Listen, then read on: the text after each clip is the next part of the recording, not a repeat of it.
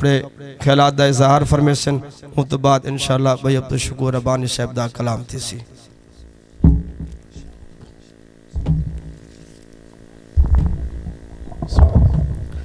الحمدللہ رب العالمین والصلاة والسلام علی سید الانبیاء والمرسلین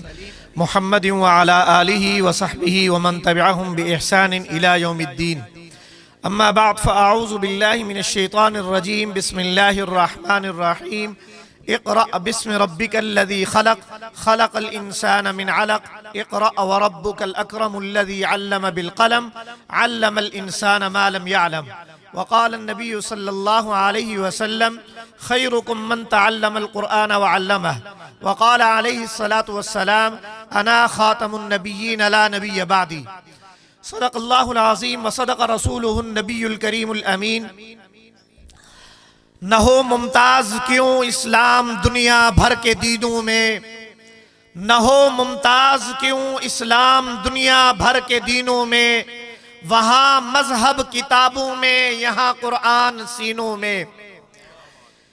نگاہ عشق و مستی میں وہی اول وہی آخر وہ دانائے سبل ختم الرسل مولائے کل جس نے وہ دانائے سبل ختم الرسل مولائے کل جس نے غبار راہ کو بخشا فروغ وادی سینہ نگاہ عشق و مستی میں وہی اول وہی آخر نگاہ عشق و مستی میں وہی اول وہی آخر وہی یاسین وہی طٰہٰ وہی قرآن وہی فرقان آپ حضرات کے سامنے میں نے قرآن کریم فرقان حمید میں سے سورہ علق جو پہلی وحی ہے اس کی چند آیات کریمہ تلاوت کی ہے اور حضور نبی رحمت صلی اللہ علیہ وسلم کے 2 احادیث کے ارشادات نقل کیے ہیں چونکہ یہاں کچھ حضرات تبلیغی جماعت کے بھی موجود ہیں ان کی بنیاد پر میں اردو کی بھی ترجمانی کیے دیتا ہوں قرآن کریم یہ چونکہ مدرسہ دارالقرآن جامعہ مسجد قباء کے اندر حافظ ابو بکر کوٹھوانی صاحب کے یہاں سالانہ عظمت قرآن سیمینار اور کانفرنس منعقد ہے لہٰذا قرآن کریم کی عظمت کو بیان کرتے ہوئے اس کی اہمیت اور ضرورت کو ہمارے اوپر واضح ہونا چاہیے اللہ تبارک و تعالی رب العزت نے حضرت علامہ سید ابو الحسن علی ندوی رحمت اللہ علیہ بر صغیر کے عظیم مفکر اسلام تھے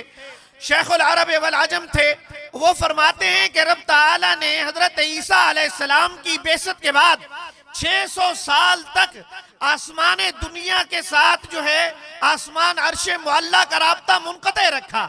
لیکن جب سلسلہ دوبارہ وحی کا استوار ہونے لگا تو اللہ تعالی نے پہلی وحی کے اندر معاشرے کی جو منکرات تھے جو ان کے مفاسد تھے جو ان کے ارتکابات رذیلہ تھے ان کی نشاندہی اور ان کی بے خونی اور ان کے اوپر تنبیہ فرمانے کی بجائے رب تعالی نے پہلی وحی کے اندر جو غار حرا میں حضور نبی رحمت صلی اللہ علیہ وسلم پر نازل ہوئی قرآن کریم کی پہلی سورہ علق جو ہے اس کی 5 آیات نازل کی اور اس میں اللہ تعالی نے ارشاد فرمایا اقرأ بسم ربک الذی خلق کہ پہلی وحی کے اندر اللہ تبارک و تعالی رب العزت نے علم کا ذکر کیا علم کے 2 بنیادی ذرائع ہیں اقرأ تو پڑھنے کی چیز کتاب ہوتی ہے پھر جس چیز سے کتاب لکھی جاتی ہے الذی علم بالقلم وہ قلم ہے تعلیم کے جو 2 بنیادی اساسی ذرائع ہیں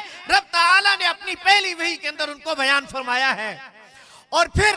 جب ہم پڑھتے ہیں ہم مدارس یہ کیوں قائم کرتے ہیں اس لیے کہ رب تعالی نے پہلی وحی کے اندر تعلیم کی اہمیت کو ذکر فرما دیا ہے اور مسلمان کوئی ہو نہیں سکتا جو تعلیم کے اندر ثانویت کا قائل ہو دوئی کا قائل ہو تقسیم اور تفریق کا قائل ہو عصری اور دین کی بات دینی تعلیم کی بات کرتا ہو نہیں تمام کے تمام علوم علامہ فخر الدین رازی رحمت اللہ علیہ نے فرمایا ہے کہ اللہ تبارک و تعالی رب العزت نے وَعَلَّمَ آدَمَ الْأَسْمَاءَ كُلَّهَا کے اندر حضرت آدم علیہ السلام کو کل کائنات کے تمام علوم کا علم عطا فرما دیا ہے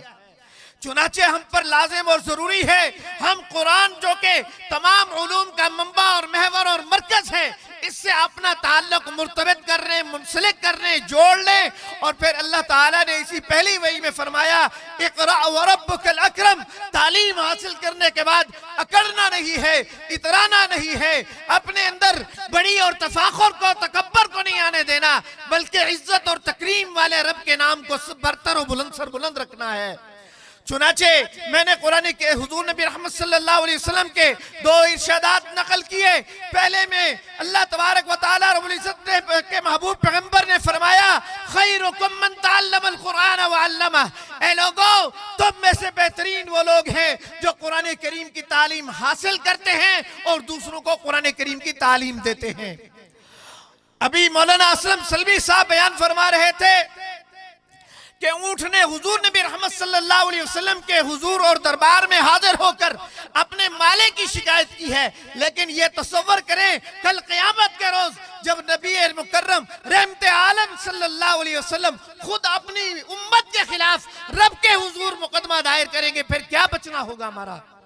اللہ تعالیٰ نے فرمایا ہے قرآن کریم کے اندر وَقَالَ الرَّسُولُ يَا رَبِّ إِنَّ قَوْمِ اتَّخَذُوا هَذَا الْقُرْآنَ مَحْجُورًا. اے اللہ میری قوم نے قرآن کو چھوڑ دیا تھا. علماء نے لکھا ہے قرآن کریم کے 5 حقوق اور فرائض ہر انسان پر ہیں کہ اس پر ایمان لائے، اس کی تلاوت کرے، تعلیم حاصل کرے درست مخارج کے ساتھ، پھر اس کا فہم حاصل کرے، پھر اس پر عمل کرے اور اس کی تعلیم کا اہتمام کرے. اور آخری بات میں نے حضور نبی رحمت صلی اللہ علیہ وسلم کی حدیث طیبہ پڑھی ہے انا خاتم النبیین لا نبی بعدی، کہ میں رب کا آخری نبی ہوں، جس پر مولانا اسلم سلمی صاحب بھی اپنی لب کشائی فرما رہے تھے. لیکن میں اس جملے پہ زور اس لیے دینا چاہتا ہوں کہ بر صغیر کے اندر سن 1934 کے سن 1800 کی